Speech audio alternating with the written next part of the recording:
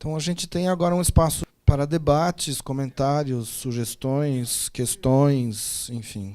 Eu queria abrir a palavra então, já, por favor. Queria fazer uma pergunta que não tem que ver com descentralização e municípios, mas quero aproveitar a presença do deputado Fogaça, não, sobretudo. A ver se é possível fazer-me entender com essa pergunta. Estamos em Berlim, no, o escritório central da Fundação Adenauer. Estamos preocupados e talvez preventivamente ou exageradamente preventivamente preocupados com a nossa tradicional usança da palavra movimento democrata cristão em Latinoamérica. E queria pedir a sua opinião. Então, observamos que, por exemplo, no Brasil, hoje, 20% mais ou menos da população são membros ou não sei, fiéis, não, dos movimentos das igrejas evangelistas neopentecostais. Ja? E temos medo que, se seguimos nós usando a palavra democrata cristão, etc., que talvez hoje, no contexto atual, podemos sofrer mal entendimento aqui, que se usamos a palavra, a audiência nos identifica com essas igrejas, que não temos nada que ver e não queremos ter nada que ver. Né? Isso é exagerado? É uma preocupação nossa exagerada? Ou temos que realmente nós cuidar com o nosso nome, o nome do nosso movimento? Não? Que é a sua estimação sobre esse tema, por favor? Obrigado, Ian, pela pergunta. É uma pergunta realmente instigadora, a qual eu mesmo não havia me feito, do uso dessa expressão. Porque, enfim, eu sou de uma geração que, quando fala em democracia cristã, para mim tem um sentido, tem uma lógica, tem uma definição muito clara na minha cabeça. Mas é bem provável, ou melhor, é rigorosamente verdadeiro, que para uma nova geração, não é, esta expressão realmente pode criar uma confusão. Principalmente por causa do protagonismo político de caráter, ao meu ver, fundamentalista dessas religiões na atividade partidária, através da atividade partidária. Né? Com o que hoje existe, por exemplo, no Congresso, aquilo que se chama de bancada da Bíblia. Né? O que seria bancada da Bíblia? Eu respeito a Bíblia, eu leio a Bíblia, mas eu não sou da bancada da Bíblia. Né? Então, realmente há uma inversão e uma mudança drástica de valores. Né? O que me parece assim inegável é que todos aqueles que conhecem a história do PDC, do Partido Democrata Cristão, no Brasil, fazem muito claramente essa diferença. Mas isso hoje, esse número de pessoas é cada vez menor, não é? Esse número de pessoas é cada vez menos influente por causa do envelhecimento. Né? Então,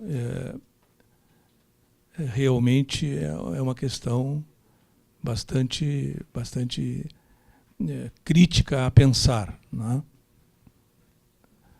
Mas, ao mesmo tempo, eu diria que falar em democracia cristã e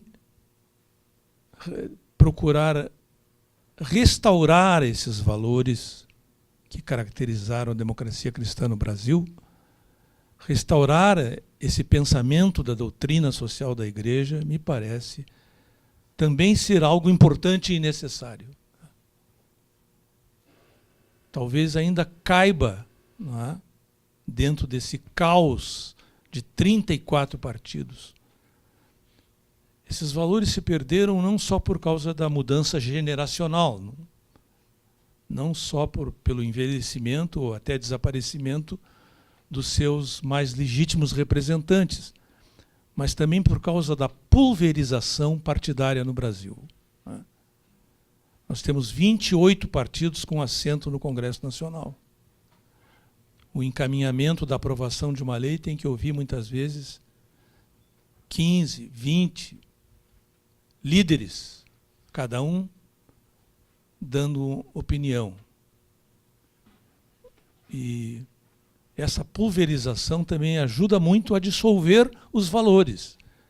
Quer dizer, quais os valores que estão mais ligados ou vinculados a esses partidos? Ninguém sabe, porque é tão disperso, é tão pulverizado que ninguém tem ideia o que cada partido defende, né? O que cada partido significa. Hoje é muito difícil. E, nesse sentido, eu acho que a presença da Fundação no Brasil é um ponto de luz que eu acho que não deve desaparecer e que deve permanecer para continuar com a bandeira fincada desses valores, defendendo e divulgando, não é? E esclarecendo, enfim. Não é? Isso que eu teria a dizer. A minha pergunta não tem a profundidade da do Ian, mas como tem dois representantes aqui da oficina municipal que está no Congresso, eu queria fazer uma pergunta para os deputados. Por que a oficina municipal defende muito o consórcio de municípios? E por que todos os editais de verbas públicas não contemplam consórcios? Nem todos os editais não contemplam. Contemplam uma prefeitura, mas não contemplam consórcio. Isso é uma pergunta. Outra coisa, por que os consórcios, quando vão acionar uma verba pública, e eles estão adimplentes, mas se tiver um ente federado só no consórcio inadimplente, ele não pode acionar a verba pública, a federal. Não poderia ter uma paridade se tivesse... Consórcio tem 20 municípios, tem um inadimplente, ele não pode acionar a verba. Não poderia ter uma paridade, ao menos 10%, 20% dos entes federais estiverem inadimplentes. E o consórcio não deve estar inadimplente. Essa é uma bandeira da Confederação Nacional dos Municípios, para que acione a verba pública. Se o consórcio não estiver inadimplente, ele pode acionar a verba. O que essa bancada pode fazer para que seja aprovado isso no Congresso, aí, essa nossa bandeira? Olha, eu não sabia dessa dificuldade em relação aos programas públicos, a acessibilidade dos consórcios dos programas públicos. Eu acho que eu, pelo menos, saio com essa missão daqui, na primeira parte da sua pergunta. A segunda é um problema que não é só disso. É o Estado brasileiro hoje, que, na verdade, confia pouco nos seus parceiros e tudo ele busca um jeito de punir aquele que às vezes não tem nada a ver com isso. Isso tem a ver nas relações trabalhistas, tem a ver nas relações dos empreendedores, né, no qual não há nenhuma segurança jurídica mais de você fazer nenhum tipo de contrato. Você faz, depois de 10 anos, você não consegue encerrar aquilo, o Estado vem e quer te punir na pessoa física, na pessoa do teu filho, né? Não tem nenhuma segurança. No caso dos consórcios, acho que é um pouco isso também. A Receita Federal brasileira ela é muito poderosa, ela é muito poderosa no sentido das formações das leis, e ela não percebe que está engessando o Brasil, na minha opinião. Mas vou fazer uma defesa ao contrário também. Para a gente regulamentar isso, e eu defendo que tem que facilitar, tem que ver a seguinte coisa: qual é o limite? Ou seja, digamos, um consórcio com 20 prefeituras. A gente vai permitir? E se 19 tiverem inadimplentes? Porque a inadimplência implica que ele não está adimplente, ou seja, ele não tem capacidade de tomar financiamento. Está correto? Ora, se não tem capacidade de tomar financiamento, você não pode dar o financiamento para ele. Qual é o limite no qual será permitido? Né? Porque às vezes tem 20 municípios, a cidade de São Paulo que ela banca todos os outros, então não teria problema. Então, tem que ver a forma de fazer isso para evitar que você seja irresponsável de permitir que as pessoas acabem contratando sem ter condições de honrar. Mas eu acho um absurdo, realmente, que o fato de ter um município... É porque o modelo jurídico da formação dos municípios está esse, eles são sócios do consórcio. Então, eles são responsáveis pelo consórcio. Então, eles respondem solidariamente a isso. Então, mas eu acho exagerado e deixa eu pensar. Deixa eu pensar um pouco, vou pensar um pouco lá a forma de fazer isso. Um dos graves problemas, digamos, resultantes da Constituição de 88 também, é aquilo que eu já usei na minha palestra várias vezes, a palavra verticalidade. Toda a legislação que foi montada pós-constituinte foi para convênio da União com os municípios ou com os estados. Quer dizer, é vertical, de cima para baixo. Não é? Não há nenhuma legislação pós-constituinte, a não ser forçada, tirada a fórceps, que seja horizontal, ou seja, uma legislação que cuide de como os municípios vão se relacionar entre si, como vão produzir sinergia administrativa, econômica, produtiva. Não é? Tanto que a criação do consórcio é uma criação a fórceps, contra a vontade do Ministério Público, com uma má vontade enorme do Poder Judiciário também, que muitas vezes decide contra, e também com a má vontade do governo federal, da União, né? Que não olha com bons olhos os consórcios. Cria todo tipo de problema que possa criar. Né? Então, eu lamento muito isso, porque essa verticalidade é um modelo radial, né, de cima para baixo, radial, e não é horizontal, não é integrador. Não tem legislação que cuide de como os municípios vão se integrar e se tornar mais produtivos. Eu tentei como prefeito, e eu fui prefeito em 2 mandatos seguidos, e não consegui criar uma autoridade da região metropolitana para cuidar da área de segurança, da área de saúde e também da área de educação. Quer dizer, porque a legislação não me dava nenhum caminho. Todo o caminho que eu tentava, consultava o Ministério Público, não vai dar problema, então, ou o Tribunal de Contas, de modo que isso prova o quê? Que a legislação ela é vertical, radial, não é horizontal, ou seja, nada se faz para integrar os entes federados que estão lá embaixo, se cuidem entre si, formem as suas sinergias, se articulem. E essa política não existe no Brasil. Isso não é para existir. Né? Então, daí a dificuldade que se tem. Poderia haver uma série de travas, de freios e contrapesos. O município pode assinar um compromisso para entrar no consórcio estando inadimplente, de se tornar inadimplente em um determinado período. Há uma série de saídas que poderiam ser garantidas pela legislação e não se faz isso. Por quê? Porque não há boa vontade com que os entes municipais se cuidem entre si, se fortaleçam entre si. Não há essa visão. A visão é de um Brasil centralizado que comanda de Brasília, lá da cabeça, do cérebro central, né? Como um grande mainframe, né? Como um grande computador dos antigos, aqueles que não existem mais, antes da internet. Né? É um computador enorme, é o 1984, né? É isso aí. E querem governar o país assim, enquanto o país tem que ser governado pelas suas células municipais e a integração que entre si essas células possam fazer, porque isso é gerador de uma sinergia administrativa, financeira, econômica, né? É uma coisa incrível a visão que se tem em Brasília dos problemas do país, né? Meu nome é Marcos Gadelho. Eu queria parabenizar a Fundação Konrad Adenauer, a Oficina Municipal, nessa comemoração dos seus 15 anos. Parabenizar os palestrantes aqui, e eu, particularmente, cada um desses municípios tem um vínculo de trabalho, de estudo, enfim, uma coisa de longa data, e o Curi sabe disso bastante. Queria dizer para o senhor o seguinte: por que estou fazendo uso da palavra? Eu estou vendo uma responsabilidade tão grande da Oficina Municipal nesse processo aqui no nosso país. Eu tive o privilégio de dirigir a Fundação Prefeito Faria Lima durante 5 anos. E foi um momento de muita riqueza para nós. Foi no governo Montoro isso. E logo em seguida, no primeiro ano do governo Quercia também.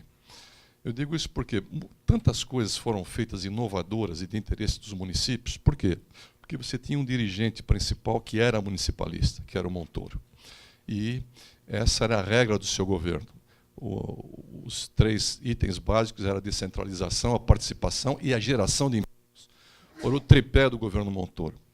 Estou comentando isso por quê? Eu também tenho um vínculo com a universidade de longo tempo, agora estou afastado.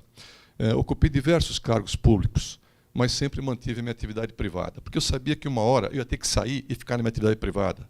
Porque a atividade pública não é para ter uma coisa de... A não ser que você preste concurso, entende? Você tem que ter a grandeza de passar o bastão e dar chance para outras pessoas participarem. E é muito difícil isso, porque normalmente eles fazem da vida pública um emprego permanente. Entende? Por que eu estou comentando isso, Zé Mário? Porque a missão do CEPAM era uma missão muito importante, mas ela variou de governo para governo. Chegou um determinado governo que virou um grande cabidão de emprego, empregando ex-prefeitos. Prefeitos que não conseguiram se reeleger, ou que não tinham missão, ou deputados, inchou-se essa estrutura todinha com essas pessoas. Então, eu acho que a responsabilidade de vocês aumenta muito. Por quê?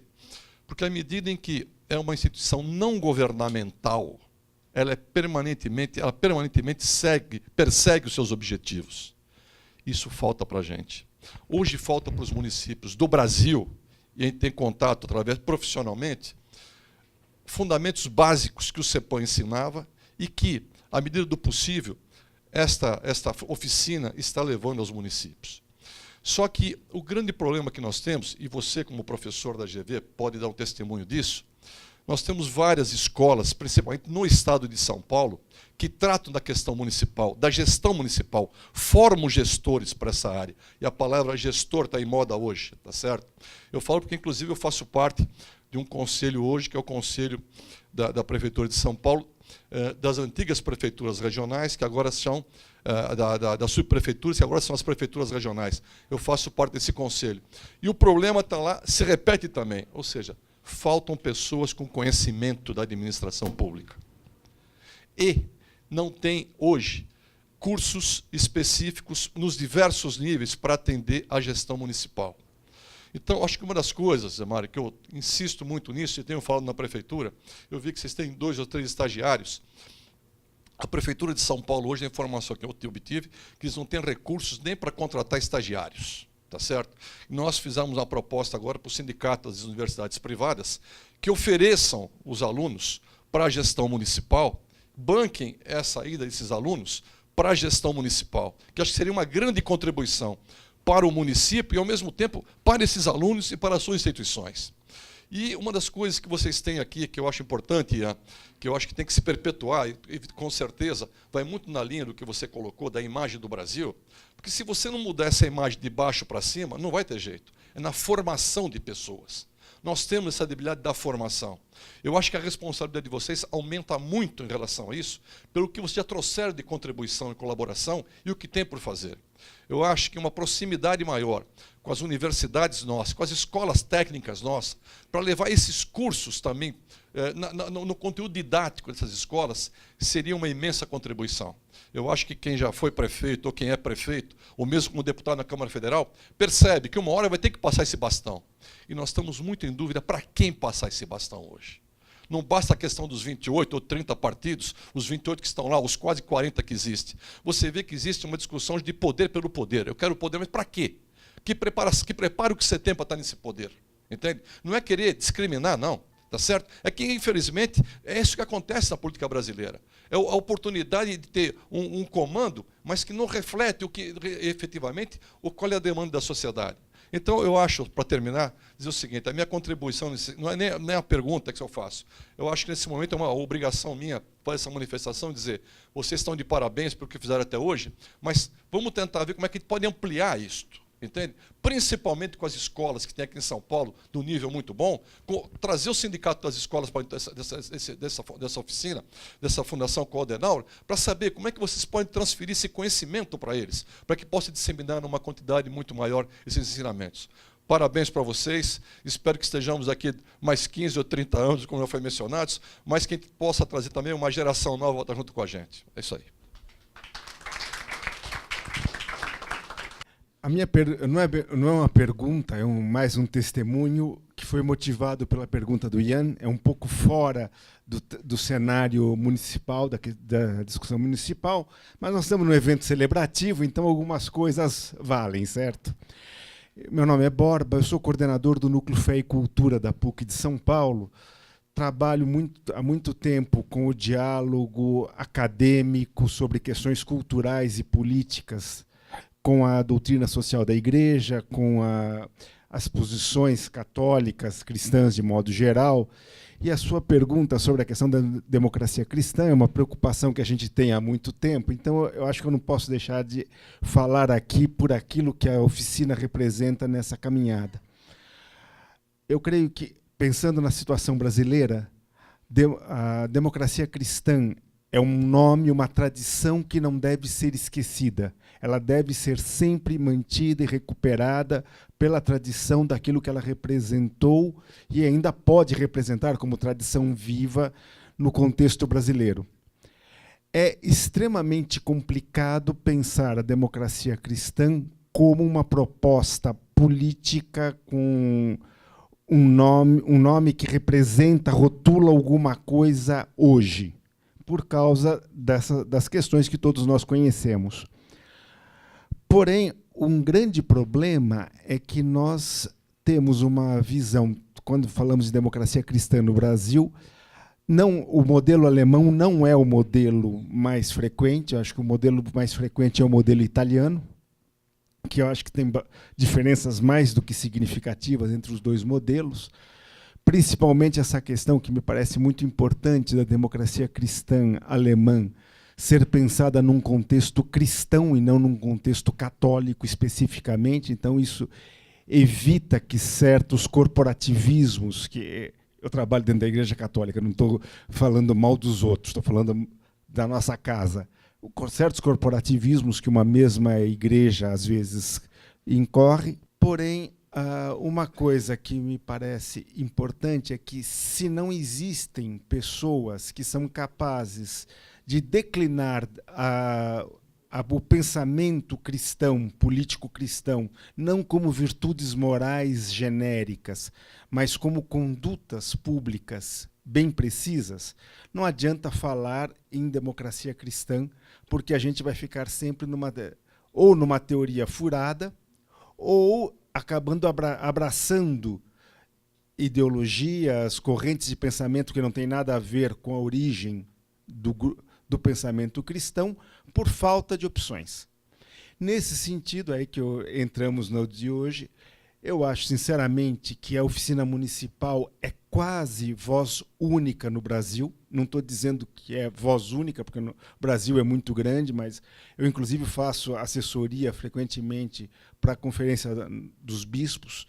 Acho que não existe hoje no Brasil, que eu conheça, nenhum espaço onde a tradição da doutrina social católica e cristã e da democracia cristã esteja tão bem declinada politicamente, na prática, quanto na oficina municipal. Eu acho que, desculpe se existem outros, eu estou dizendo, eu não conheço, acho que isso é um grande mérito, uma grande responsabilidade para a oficina municipal, e espero que também seja uma grande responsabilidade para a Konrad Adenauer, porque é uma filha da Konrad Adenauer, a oficina municipal. Então, os dois, pai e filho, estão de parabéns. É isso, obrigado. Bom dia a todos. Eu tenho como pensamento meu particular próprio que a crise que a gente vive hoje não é nem uma crise política, nem uma crise econômica. É a crise do caráter, da moral, do berço, daquelas pessoas que têm que decidir por nós. E não fugindo do tema do nosso seminário, e se fala-se muito em reformas, qual, no ponto de vista de vocês, seria a grande reforma que poderia ajudar a nível nacional os municípios, já que é o tema do seminário? Bom, eu só queria, antes de responder ao Miderson, fazer parabenizar o comentário do Marcos. E, como disse o deputado Eduardo, esse amadurecimento da classe política está acontecendo. No sentido de que, quando eu fui eleito em 2012, eu tinha um compromisso do Samuel de que a gente teria liberdade para governar. Nós fomos eleitos numa coligação de 7 partidos. E, na época, acabou a eleição, 3 dias depois, apareceram lá os 7 partidos, cada um com a listinha das pessoas que eu tinha que empregar na prefeitura. Falei, olha, não foi esse o compromisso que eu tinha.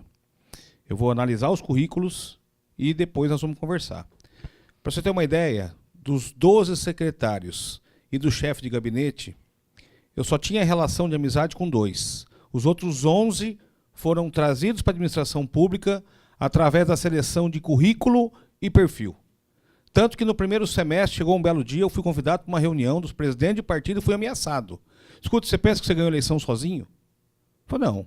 O que aconteceu é que nós fizemos uma proposta de um projeto político para a cidade e que contemplava a região, e vocês toparam entrar nessa proposta. Sem desmerecer nenhum, mas você pegava os currículos, como é que você ia dar uma diretoria, uma coordenadoria para uma pessoa daquela tocar? Simplesmente o plano de governo não aconteceria.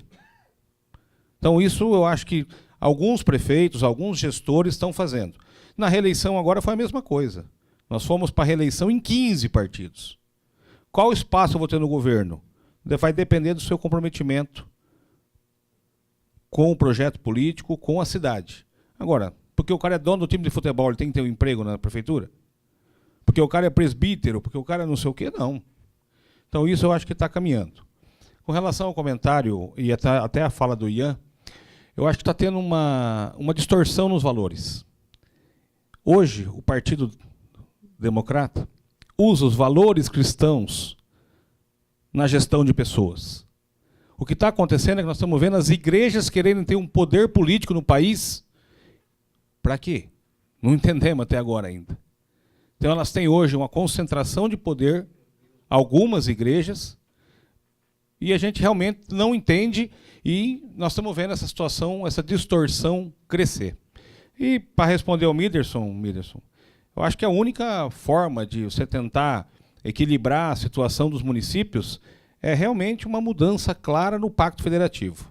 Que o governo federal pare de intervir no dia a dia dos municípios, através de políticas públicas equivocadas. De repente entra um presidente da República, entra um chefe de gabinete, entra uma cúpula vinculada a uma região, a uma realidade, e quer, de forma vertical, estender esse dito benefício para o Brasil inteiro. E muitas das vezes, como o Dr. Fogaça disse, hoje em registro, para você ter uma ideia, nós temos na educação um problema.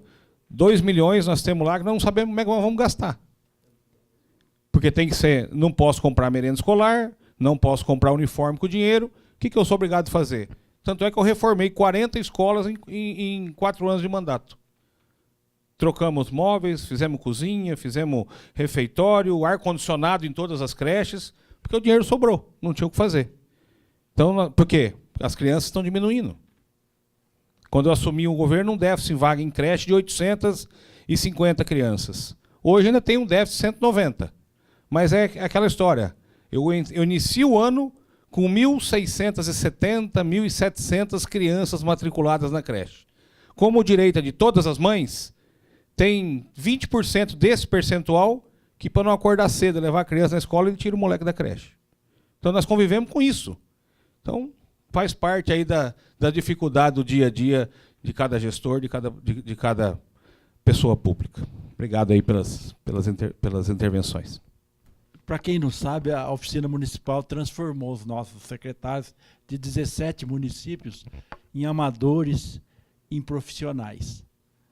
Eu acredito que, pelo que a gente fez na rede de consórcios, nós tivemos, agora na semana passada, uma reunião, e eu senti isso também no consórcio CIVAP, que são 22 municípios, no Codivar, que são mais uma tantada dessa de 25 municípios, também eu senti isso dos secretários. E lá do Cogiva,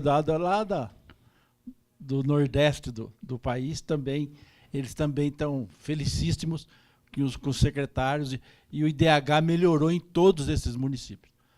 Então, a gente percebe, agora eu vou fazer um pedido para a oficina, e como está na presença do chefe aqui, ele pode também estar ajudando.